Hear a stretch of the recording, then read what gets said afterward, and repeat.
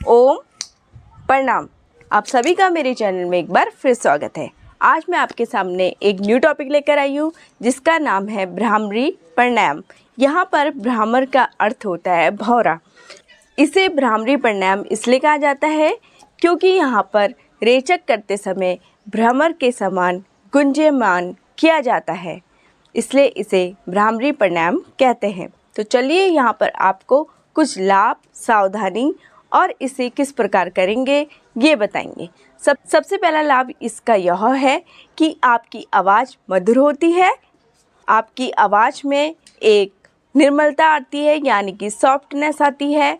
दूसरा, जो अनिद्रा रोग से ग्रसित है वह दूर होता है, जिसे रात में नींद बहुत कम आती है, वह इस प्राणायाम को करे, भ्रामरी प्राणायाम को रेगुलर करे तो ज़रूर आपको लाभ होगा। इससे आपको आध्यात्मिक लाभ मिलते हैं, जैसे कि आपका अच्छा खासा मन भी लगता है, एकाग्रता बढ़ती है।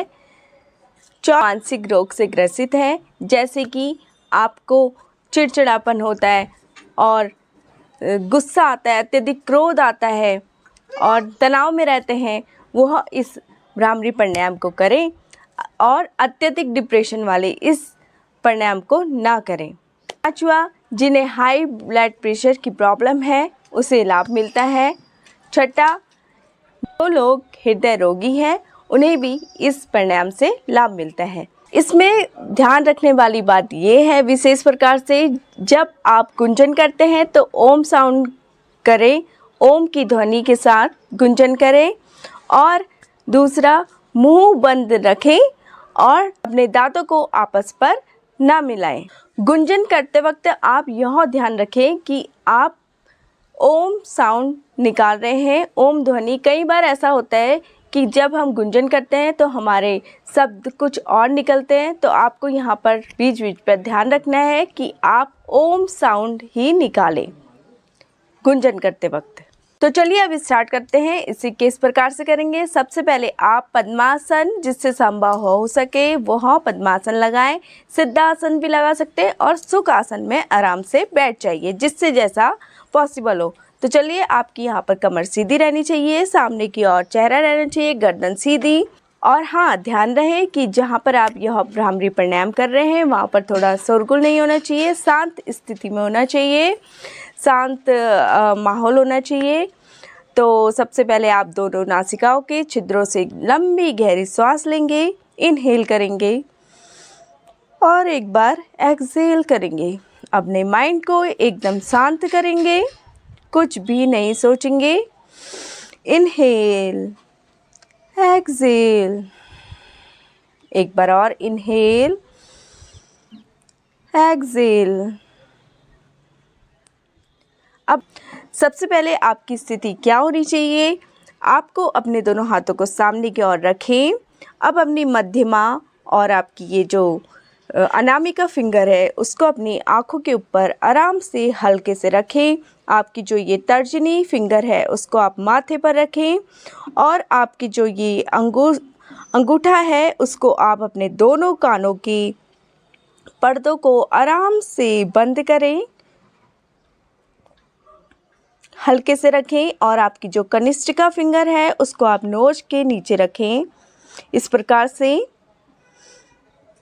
अब आराम से अपने दोनों कानों के जो आपके ढक्कन जैसे होते हैं बाहर से उसे प्रेस करिए धीरे से, ज़्यादा जोर नहीं, ताकि बाहर की साउंड ना जाए अंदर।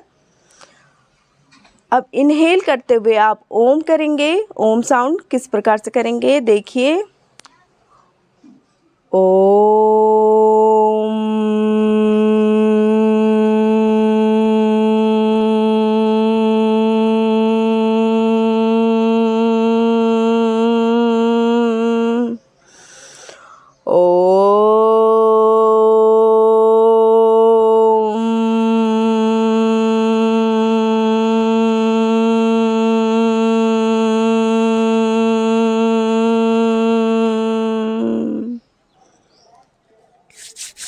अब अपने दोनों हाथों को आपस पर रगड़ेंगे और हाथ पर जो ऊर्जा होगी उसे अपनी आइज़ पर, पूरे चेहरे पर लगाएंगे और धीरे धीरे अपनी आँखों को खोलेंगे और थोड़ी देर शांत अवस्था में बैठेंगे। इनहेल, एक्सेल, इनहेल, एक्सेल करते हुए इस भ्रामरी प्राणायाम को यहीं पर पूर्ण करेंगे। अब मैं आपको इसका दूसरा प्रकार बताती हूँ। आप अगर अपने हाथों को इस प्रकार से नहीं रख सकते हैं तो आप सिर्फ आपकी तर्जनी फिंगर है उसको आप अपने कानों के पर्दे को बंद कर लीजिए। इस प्रकार से देखिए, ये कानों के पर्दे, इसको ऐसे हल्के से बंद करिए, आंखें बंद रखिए और इनहेल करते हुए एक्सेल, लंबी गहरी श्वास, इनहेल, एक्सेल। अब यहाँ पर भी ओम साउंड करेंगे और हम्बिंग ब्रीथिंग लेंगे लास्ट में। देखिए किस प्रकार से की आवाज़ आएगी। ओम।